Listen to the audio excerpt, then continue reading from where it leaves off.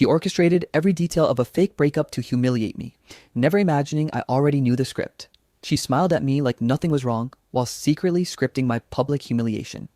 I know it sounds dramatic, but trust me, it was that calculated.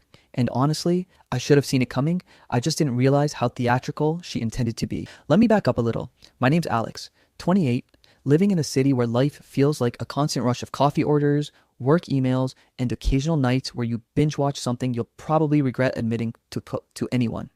I'd consider myself a pretty normal guy. Not the guy your friends whisper about, not the guy who mysteriously vanishes on weekends, just normal.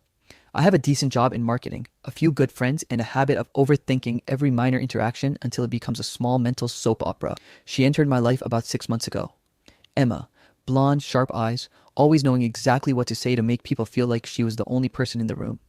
On paper, she was the dream. Funny, confident, effortlessly beautiful. People around us loved her instantly, and that's where I started noticing the little things. You know, the quirks that seem harmless until you realize they're all part of a carefully crafted illusion. At first, it was small stuff. Subtle comments when we were out with friends, the way she'd toss in a question about whether I was really that committed to something, or the way she'd smile at me like she was letting me in on a joke no one else could see. Innocuous if you missed the undertone, but for me, it was the little things that started to stack up. Take social media. I noticed she'd post things at very precise times.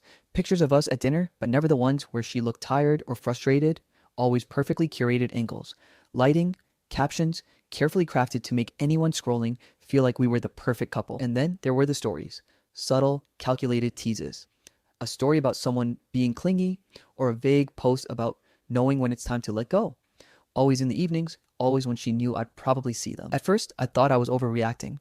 I told myself, Alex, she's just expressing herself. Stop turning this into some conspiracy.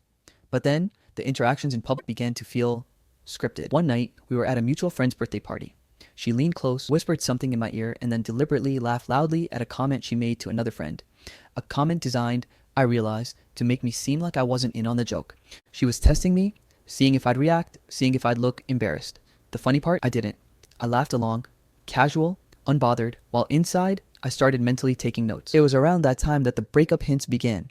Not in private, never in private. She'd make veiled comments around friends. Some people just need to learn to let go. You know, some relationships, they're complicated. Not everyone can handle me. All delivered with that serene, knowing smile, like she was letting everyone in on a secret I didn't even know existed. Friends started asking me if everything was okay. I shrugged. Yeah, everything's fine, I'd say. And they believed me because, honestly, I seemed fine, calm, unbothered.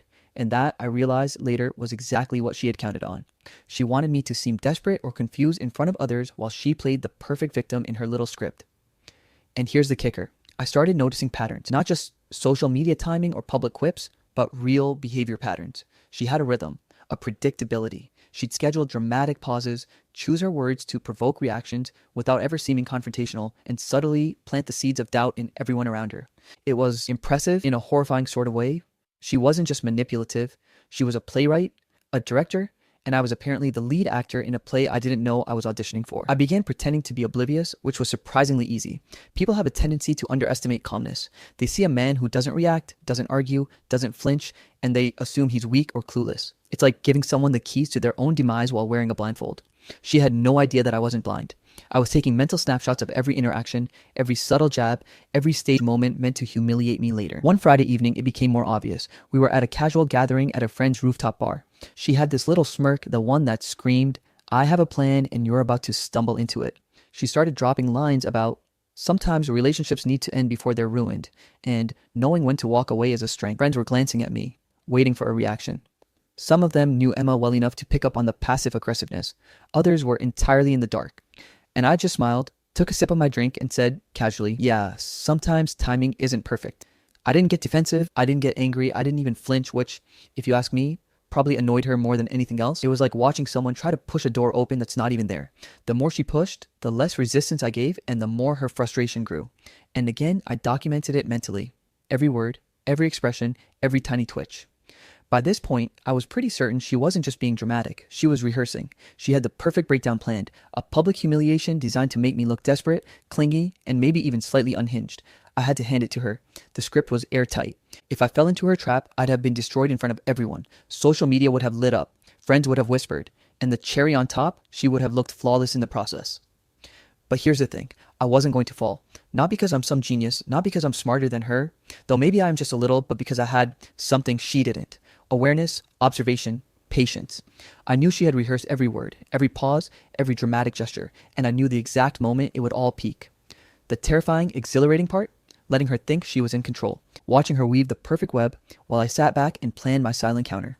It's almost poetic. She was painting herself as the victim, the misunderstood, the brilliant manipulator. Meanwhile, I was cataloging everything, waiting for her to trip over her own strings. I started noticing more subtle things, the way she glanced at her phone before making a comment, as if checking the exact wording she had typed earlier, the way she touched her hair or adjusted her outfit at precise moments, like stage cues for a performance, the way she chose her friends as witnesses, some supportive, some skeptical, to amplify the effect. She had thought of everything, or so she believed. But I had one advantage she didn't, the element of surprise, or rather, the absence of it. I knew the script. I knew every line she planned to say, every dramatic gasp, every strategically timed pause, every public teasing accusation meant to put me on edge. And knowing it, it was intoxicating. I didn't confront her. Not yet. I didn't need to. There's power in silence, in letting someone perform their little masterpiece while you observe. And boy, did she love performing. She thrived on it. She wanted an audience. She wanted her friends to see the tears she pretended to fight back, the accusations she perfectly timed, the little narrative of me as a bad guy. But here's the truth. The more she rehearsed, the more obvious it became. Not to me, not really, but to anyone paying attention, that the performance was fragile. The facade was perfect, yes, but perfection often hides the cracks, and cracks eventually become chasms. I was watching the first tiny fractures form, like hairline fissures in a mirror that would soon shatter spectacularly. And that's when it hit me. She wasn't just planning a breakup. She was planning a public spectacle designed to humiliate me down to the last detail. The dinners, the parties, the carefully curated social media posts, the whispered concerns around friends, it was all part of a larger, intricate performance. She had every moment choreographed, every audience member cast, every line rehearsed. It was terrifyingly meticulous. And I smiled, not out of cruelty, but out of calm, calculated awareness. Because now, knowing the script, all I had to do was let her perform. All I had to do was be patient. And when the time came, she'd unravel on her own stage. I didn't know exactly when it would happen, but I could feel the moment approaching, like the faint tremor before an earthquake. Every public glance, every sly comment, every coincidental timing of her post, it was building toward a crescendo that she couldn't control. And when it happened, it wouldn't just be a breakup. It would be the collapse of her own theatrical empire. And I'd be sitting in the front row, calm as ever, watching it all. So yeah, that's where I was. 6 months into a relationship with a girl who seemed perfect on the outside, but was quietly scripting my demise on the inside. I knew the plays she had written. I knew her lines, her gestures, her pauses, her audience. And she had no idea that I wasn't just watching. I was observing, I was learning, I was waiting. And when the curtain finally fell, well, let's just say I had front row seats for the performance of her life. She rehearsed every word, every gesture, every dramatic pause, thinking I wouldn't notice. I did. And not only did I notice, I cataloged it. Mental notes, observations, timestamps. Call me obsessive, call me paranoid, but there's something exhilarating about watching someone perform a perfectly choreographed act while pretending to be blind to it. After that rooftop party, after that first hint that she was orchestrating a spectacle for my supposed downfall, I became meticulous. Not in a crazy, stalkerish way, though looking back, it probably came dangerously close. I'm talking about methodical observation, pattern recognition, predicting moves like a chess player who knows his opponent has only one opening left. It started innocuously. I noticed the timing of her texts, when she sent them, what emojis she used, the subtle phrasing she chose, all calibrated to evoke a reaction. One evening, she texted me, "We should talk," right before one of her friends was about to call me. I could practically hear her giggle from a distance, thinking she was creating suspense. Meanwhile, I took a sip of my coffee, calmly responding with a casual, "Sure, whenever." That's all it took. No panic, no anxiety, nothing. She didn't know I'd already seen the pattern weeks ago. Then came the social media theater. I swear, I'd never met someone who could turn Instagram into a weapon. Photos staged to perfection, captions like, "Some people just don't know how to let go." Stories uploaded right when she knew I'd be checking. I realized she wasn't just posting for the world. She was posting for me, for my reaction, for my public image, for the carefully curated narrative she was constructing. I made mental notes. Tuesday evenings, usually between 8:15 and 8:25 p.m. Subtle, calculated. And she wasn't working alone. That's where it got interesting. Emma started recruiting friends, some of them unwitting, some of them her co-conspirators, to act as witnesses, to amplify the drama. At a brunch gathering, she casually mentioned something about people needing closure, and watched as a friend nodded, adding a carefully worded comment that painted me as the problem. All of it rehearsed, all of it staged. I knew Of course I knew, and I had to bite back a laugh because the overconfidence she displayed was deliciously predictable. I even started documenting the mistakes she made in her little performance script. Oh, she was meticulous, yes, but overconfidence always leads to tiny errors, and I started picking up on them like a hawk. A glance too long at a friend's phone before dropping a dramatic line. A miscalculation in timing, posting a story meant to coincide with an event but misjudging the time zone. The subtle roll of her eyes when she thought she was hiding a smirk. Tiny cracks forming in a perfectly crafted facade. I wasn't passive though. I subtly manipulated her performance without her knowing. Small things, tiny nudges that would amplify the eventual collapse. A casually placed comment, a laugh at an unexpected moment, a look of confusion when she expected compliance.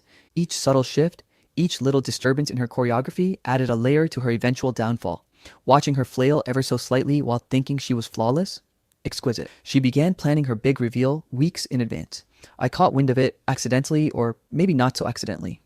A friend let slip that Emma had been talking about a moment where she'd finally confront me about my supposed mistakes in front of everyone. My blood ran cold for a second, not from fear, but from excitement. The stage was being set, and I had the front row seat. Over the next few days, I watched her escalate. She ramped up the social media posts, recruiting friends as onlookers, subtly creating evidence of my failings, a screenshot of a message taken out of context, a vague post implying I'd ignored her for days. Small things designed to erode anyone's sympathy for me. I could almost hear her internal monologue. They'll all see him for what he really is. She didn't know she was the one slipping. One Friday, she invited a group of friends over the perfect casual gathering that she planned to transform into her stage. I arrived knowing full well that she had already rehearsed every word she would say. I knew the pauses, the rising inflections, the moments where she expected gasps or sympathetic nods. I also knew she had no contingency plan if something didn't go according to script. She was meticulous, I'll give her that. I watched her in the living room, pacing slightly, checking her reflection in the mirror, the one with the perfect lighting, of course adjusting her hair and outfit as if performing a final rehearsal. I sipped my drink, casual, almost bored. Not a twitch, not a glance that betrayed my awareness. She caught my eye briefly, expecting some sign of fluster. She didn't get it. Her friends arrived, and the orchestration began in earnest. A comment here, a laugh there, all timed for maximum effect. She dropped subtle hints. It's funny how some people don't realize what they're missing, designed to make me seem careless. She glanced at her friends expectantly, seeking their validation, their shocked expressions. And I sat there, calm, observing. Mental note, the angle of her hand gestures, her tendency to tilt her head when she was about to deliver a line she considered devastating, the slight quiver in her voice she thought I wouldn't notice. Over the next hour, I began to see her cracks widen. The overconfidence that had been her armor was starting to weigh her down. A friend asked a casual question and she faltered briefly, just enough for me to notice. A comment from someone else contradicted one of her supposed proofs, and I caught the slight panic flash across her eyes before she smoothed it over. Every tiny misstep was a thread in the unraveling tapestry she thought she carefully woven. Through it all, I shared my observations with the readers or maybe just with myself, but it's easier to narrate it this way in my mental commentary. Look at her. So precise, so proud of her little web. Tiny miscalculations, but she's too invested to see them. Patient, Alex, patient. Let her weave herself into a trap she can't escape. She started ramping up the drama, rehearsing her lines audibly under her breath, double-checking her text for maximum impact. Each post, each message, each whisper of concern to a friend was like a carefully calibrated domino, and I knew exactly which domino would fall first. By the time the night wore on, it was almost cruel how predictable she had become. Her gestures, her pauses, her subtle manipulations all charted, all mapped in my head. She was so busy trying to create the perfect performance that she didn't realize the audience was slowly shifting, seeing inconsistencies, catching the cracks in her act. The more she tried, the more fragile the illusion became. And I didn't intervene, not once. Letting her perform was its own strategy. There's a power in silence, in calm observation, in pretending to be oblivious. People underestimate the man who seems unaware. They see my composure, my calmness, and assume weakness. And she assumed she had me right where she wanted me. The gullible, unobservant lead in her drama. But I had the script, memorized line by line. I knew the gestures, the timings, the dramatic pauses. I even knew the points where she expected sympathy or outrage from me. And when those moments arrived, I didn't give her what she wanted. I didn't react. I smiled, sipped my drink, nodded casually. Each denied reaction was a subtle sabotage, a gentle push toward the collapse she had unknowingly invited. By the end of the evening, I could feel it, the crescendo approaching. She had overplayed, overestimated, and overconfidently prepared her grand reveal. And I, calm, collected, and slightly amused, was ready to let her perform her little masterpiece and watch it fold on its own weight. She had thought she was writing a story where I crumbled, where her audience gasped at brilliance, where I was humiliated beyond recovery. But she didn't know that the best part of theater isn't the performance. It's the fall. And falls are far more spectacular when they're unplanned, unscripted, and entirely self-inflicted. I leaned back on the couch, sipping my drink, observing her as she whispered to friends, adjusted her hair, practiced subtle glances, and repeated lines under her breath. The anticipation was intoxicating. I could almost hear the opening notes of her undoing, faint but unmistakable. And when it happened, the collapse would be total. She thought she was in control. She thought she was crafting the narrative. She didn't realize that every step she had rehearsed, every line she had scripted, was simply setting the stage for her own downfall. And I, Alex, the unsuspecting, calm, patient observer, was going to enjoy every second of it. By the time I left that gathering, I had everything in place. Mental notes, strategies, observations, predictions. I wasn't worried, not at all. I knew exactly what she would do, when she would do it, and most importantly, how it would end. The curtain was rising. She didn't know it yet, but the show was about to become her undoing, and I had front row seats. She thought she was in control, but control is an illusion, and the stage is mine too. The night had arrived. The night she had meticulously rehearsed for weeks, if not months, a seemingly casual gathering that she had turned into her grand theater, the perfect backdrop for her performance of me as a villain, her as a tragic genius, and the audience as her unquestioning jury. I arrived first, like always, giving myself time to settle, to observe, to mentally map the battlefield. The apartment was buzzing with friends, music playing softly, glasses clinking, laughter echoing the perfect ambience for her theatrics. She wasn't there yet. That was fine. The anticipation would make her entrance even more dramatic. As I sipped my drink, I watched the little details she had set up around the room. Candles, strategically placed, the perfect lighting that would catch every glimmer of emotion, the small groupings of friends she had positioned like extras in her scene, each carefully selected for their reactions. Some were unaware, others were complicit. It was impressive, almost admirable, if it weren't designed entirely to humiliate me. And then she arrived. Emma walked in like a queen making her grand entrance, hair perfectly coiffed, outfit precisely chosen for maximum effect, eyes scanning the room to make sure everyone was watching. She smiled at me, that same smile, calm, confident, predatory, and I felt the familiar twinge of amusement that had been building inside me for months. Her performance began immediately. Casual comments, seemingly innocent but loaded with subtext, a laugh that lingered just a second too long, a glance meant to provoke a reaction, a subtle touch on a friend's arm as if to silently say, "Watch this unfold." She started dropping lines she had rehearsed. You know, some things are just harder to let go than others. Sometimes people don't realize the impact of their choices until it's too late. Each sentence perfectly timed, perfectly weighted. I could see the satisfaction blooming in her eyes. She thought she had me exactly where she wanted. Tense, uncomfortable, possibly flustered. But I was calm. I was observing. I was enjoying the show. She began escalating, her gestures growing more dramatic. Hands clasped in front of her chest, head tilted in a way designed to evoke sympathy. A slow, deliberate tear that she thought no one would notice as fake. But I noticed. Of course I noticed. Every tiny movement, every inflection, every pause had been meticulously rehearsed, and I had memorized it all. Friends leaned in, hanging on her words. Some nodded in agreement, others glanced at me, curious, uncertain. I smiled faintly, sip of my drink, relaxed posture, eyes steady, subtle cues, just small enough to make her doubt herself without realizing why.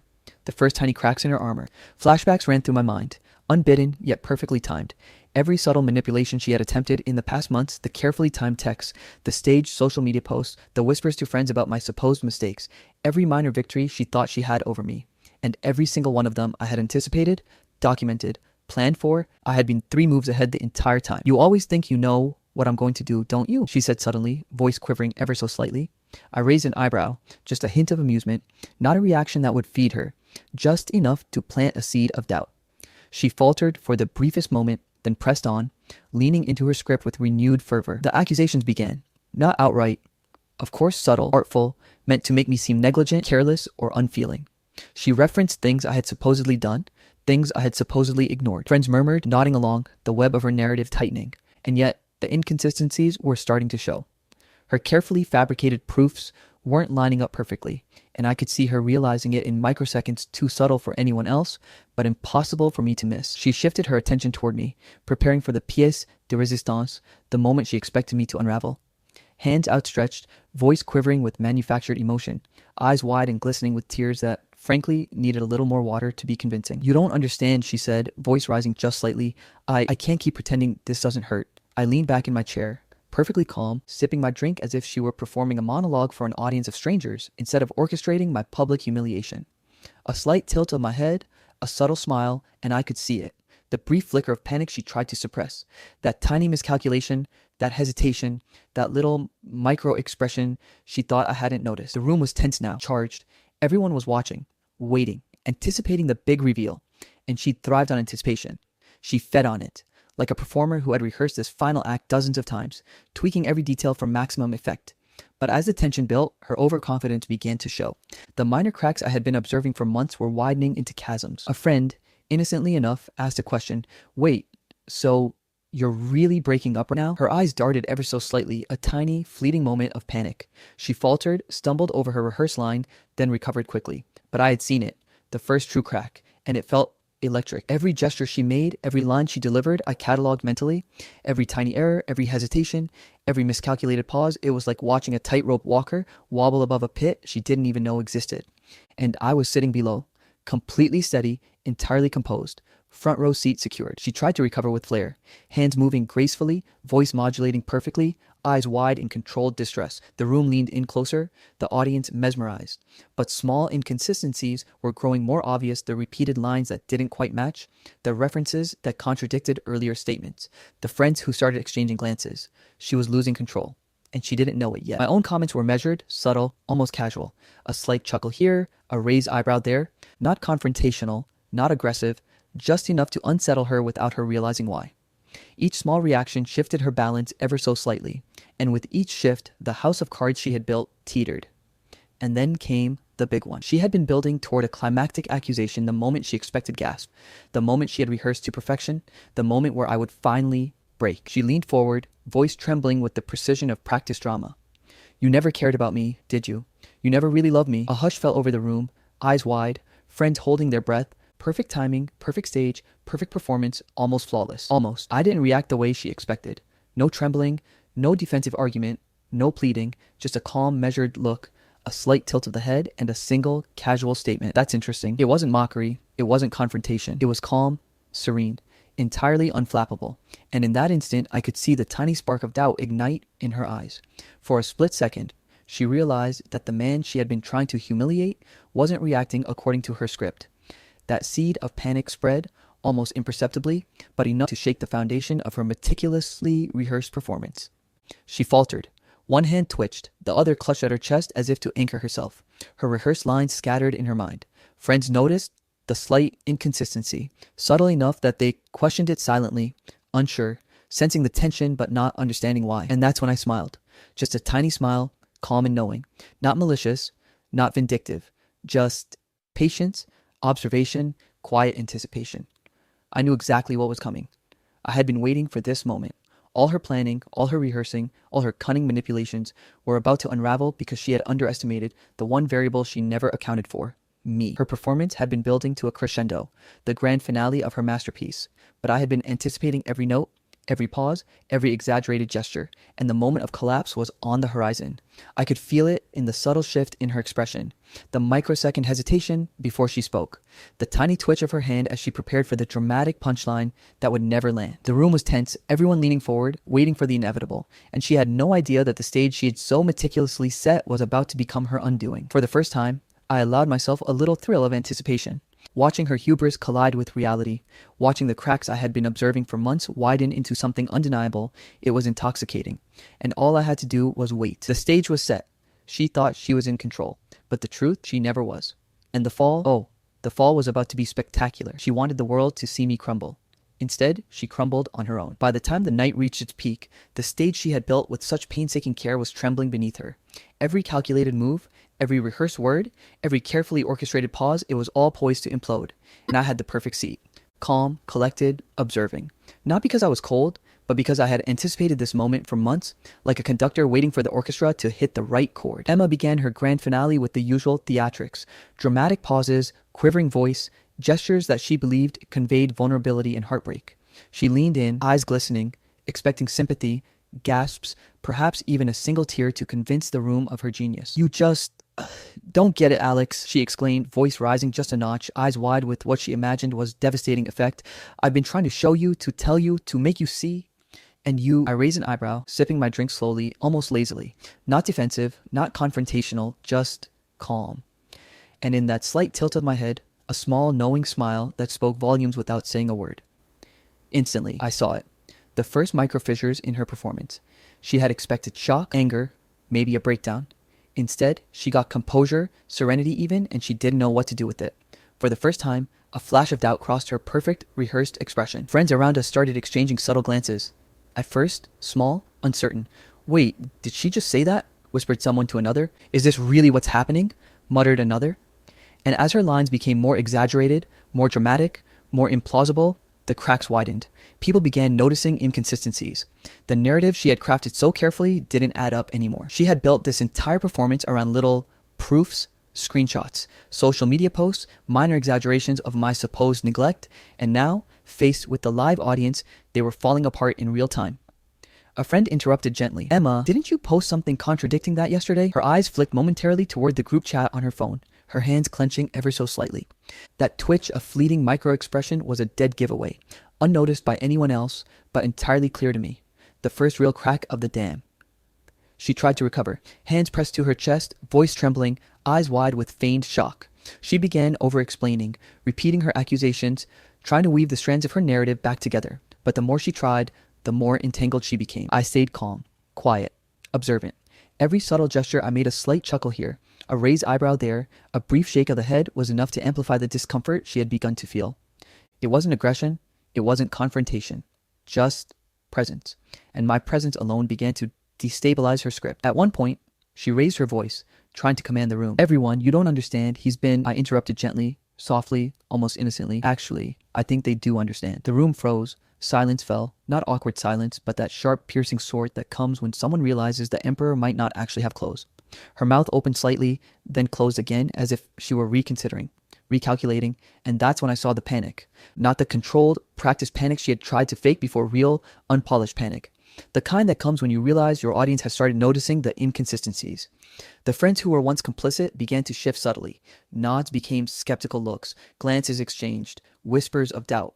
"Wait, did she just say something different than earlier?" I thought that text meant something else, and with each passing second, her ego unraveled a little more. She tried to accelerate the performance, to regain control through volume and theatrics, hands waving, voice rising, a forced quiver in her tone. But the more she overplayed, the more obvious it became that the script was collapsing under its own weight. Her audience was no longer entirely in her pocket. The charm, the control, the carefully staged drama all slipping. I stayed still, calm, a quiet observer. A single smile, subtle, knowing, and the tiniest tilt of my head was enough to make her falter again. She had counted on me reacting exactly as she had scripted, desperate, defensive, flustered. Instead, my unshakable composure highlighted every flaw, every misstep, every overreach.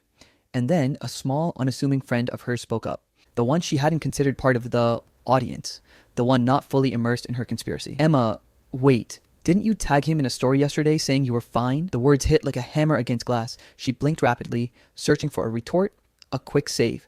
But the save wasn't there. She had rehearsed every line, every pause, every gesture, but she hadn't anticipated this. A tiny, simple contradiction enough to destabilize the narrative she had built for months. The room shifted, people murmured, skepticism rippled through the audience. Her hands trembled, voice quivering slightly, the perfect storm of overconfidence colliding with reality. She had staged this to humiliate me, to make herself the tragic heroine, to paint me as the unfeeling villain. And yet, here she was, unraveling, desperately trying to control a crowd that was no longer entirely under her spell. I could have said more. I could have corrected every falsehood, exposed every lie, but I didn't. Not immediately. There's a certain poetry in letting someone collapse under the weight of their own performance, letting the audience witness it piece by piece without interference. Watching her struggle to maintain a narrative she could no longer control it was mesmerizing. She tried one final push. The piece de resistance she had imagined would end the night with me utterly humiliated. "Everyone, he doesn't care. He never cared about me. You all see it, right?" And that's when the final domino fell. A friend, a witness to the months of manipulation, finally spoke the truth gently, clearly, and without drama. "Actually, I think you've misunderstood. He's always been calm, supportive, even when you made things unnecessarily dramatic." The room went silent. I watched her face crumble, the practice mask slipping, eyes widening, lips trembling. Not a tear of anguish, but the unmistakable evidence of ego shattering. The audience that had once been enchanted by her performance now saw the cracks, subtle, undeniable, glaring. I leaned back, sipping my drink, calm, collected, savoring the unfolding spectacle. Not out of malice, but because justice, subtle and precise, was far more satisfying than confrontation. She had orchestrated every detail to humiliate me, but in her overconfidence, she had overlooked the one variable she couldn't control: the truth, combined with observation and patience. The collapse wasn't dramatic in the way she had envisioned. No shouting, no explosions, no public shaming of me. Just quiet realization, tiny micro expressions, and the audience gradually seeing the cracks. And slowly, inexorably, the illusion she had built disintegrated. Her friends' whispers grew louder, more skeptical, until finally, she was speaking to an increasingly disbelieving room. Every exaggerated pause, every rehearsed accusation, every dramatic gesture all now highlighted her own fragility rather than my supposed failings. The very performance she had hoped would humiliate me became a mirror of her overconfidence and miscalculation. I allowed myself a small, satisfied smile. She had wanted to control the narrative, to stage a breakup that would paint me as desperate, unfeeling, perhaps even pathetic. Instead, she had painted herself. And it was spectacular. By the end of the night, her performance had collapsed completely. The audience had shifted from passive observers to quietly skeptical witnesses of her unraveling. She tried to recover, tried to regain composure, but the damage was done. Every inconsistency she had overlooked, every over-rehearsed gesture, every fabricated proof I had anticipated all had combined to dismantle the facade she had relied upon so heavily. I didn't have to say much. The truth was already evident. The subtle justice, the quiet rebalancing of perception had done its work. And as she slunk away from the room, shoulders slumped, eyes darting, I realized just how potent patience, observation, and calm can be in the face of manipulation. Later, reflecting on the ordeal, I thought about the psychology of people like Emma, the thrill of control, the intoxicating power of crafting a narrative, and the fragility that lies beneath the surface of overconfidence. People can manipulate, scheme, and plot, but they underestimate the subtle power of patience, of observing without reaction, of letting them perform their own undoing. And I laughed quietly to myself, darkly, humorously, thinking how the very performance meant to destroy me had instead destroyed her ego, revealed her hubris, and, in a way, provided the satisfaction of justice without confrontation. There's something deeply intoxicating in letting someone orchestrate their own downfall while you merely watch, composed, calm, and quietly amused. She wanted the world to see me crumble. Instead, she crumbled on her own. And I, the quiet observer, had front row seats to every perfectly unscripted moment of her collapse. The end. Alright, that's it for today. I hope you enjoyed the story. We have so many more amazing stories coming your way, so make sure you hit that subscribe button. Our goal is to reach 100K subscribers by the end of this year, and we'd love for you to be part of this journey. Thanks for watching, and I'll see you in the next story.